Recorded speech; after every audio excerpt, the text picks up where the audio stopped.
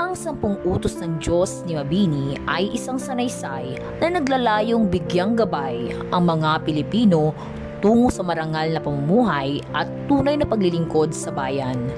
Hinango ni Mabini ang ideya mula sa 10 utos ng Diyos sa Biblia, ngunit isinaayon niya ito sa konteksto ng pagiging makabayan at mabuting mamamayan. Bawat utos ay nagpapahalaga sa pagmamahal sa Diyos. Ang Diyos ang pinagmumulan ng lakas at dangal. Dapat lagi magpasalamat at magtiwala sa Kanya. Pagmamahal sa bayan. Ang bayan ang itinuturing na kinatawan ng Diyos sa lupa. Ang paglilingkod sa bayan ay isang banal na tungkulin. Pagsunod sa batas. Ang batas ng bayan ay dapat sundin sapagkat ito ay para sa kabutihan ng lahat.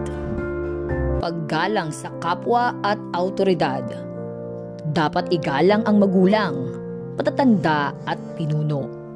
Pagiging matapat at makatarungan. Iwasan ang pagsisinungaling, pandaraya at paninira sa kapwa. Pagpapakatao sa pakikitungo sa kapwa. Igalang ang karapatan at dangal ng bawat isa. Pagpapakasipag at pagtitiis. Ang tagumpay ng bayan ay nakasalalay sa sipag at tiyaga ng mamamayan. Pag-iwas sa kasakiman. Huwag pagdasaan ang yaman o katungkulan na hindi sa iyo. Pagiging mapagkumbaba at mapagpatawad. Huwag pairalin ang galit at inggit.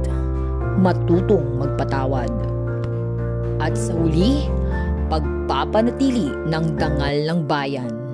Isaalang-alang ang kabutihan ng bayan sa lahat ng gawain.